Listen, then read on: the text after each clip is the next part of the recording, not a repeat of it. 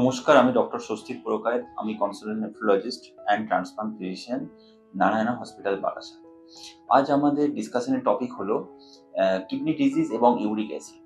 দেখুন, ইউরিক অ্যাসিডটা নিয়ে আমরা যতটা কনসাস, কিডনির প্রবলেম নিয়ে অতটা কনসাস নয়। কেননা ইউরিক অ্যাসিড আমাদের শরীরে পেন ক্রিয়েট করে এবং দুভাবে পেন ক্রিয়েট করতে পারে। একটা হলো অ্যাকিউট গাউটি আর্থ্রাইটিস, অর্থাৎ কিনা আমাদের কোনো জয়েন্ট হঠাৎ করে ফুলে যাওয়া, হঠাৎ করে পেন এবং টেন্ডারনেস আসা, অর্থাৎ কিনা আমরা চাপলেও সেই জয়েন্টটাও বেশ পেন ক্রিয়েট হয় সেই জয়েন্টে।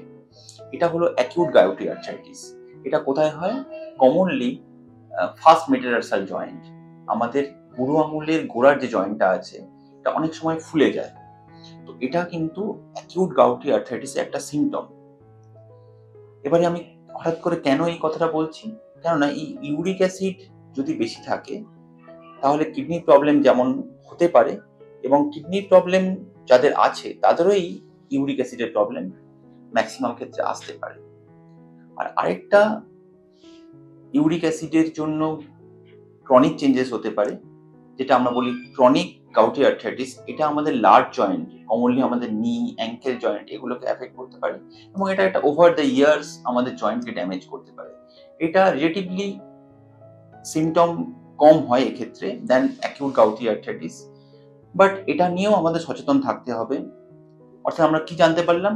যে যাদের কিডনির প্রবলেম আছে তাদের ইউরিক অ্যাসিড রিলেটেড প্রবলেম হতে পারে, এবং ইউরিক অ্যাসিড যাদের আছে, যারা অলরেডি ডায়াগনোজড ইউরিক অ্যাসিড ওষুধ খাচ্ছেন, তাদেরও কিন্তু এই ইউরিয়া, ক্রিয়েটিনিন এবং ইউরিনের মাইক্রোঅ্যালবুমিন টেস্ট তাদেরও ইয়ারলি করতে হবে। কেননা আমরা তো অলরেডি বলেছি আমাদের ভিডিওতে যে এই কিডনির প্রবলেম অনেক ক্ষেত্রে অ্যাসিমটমেটিক, আমরা কোনো সিমটম পাই না।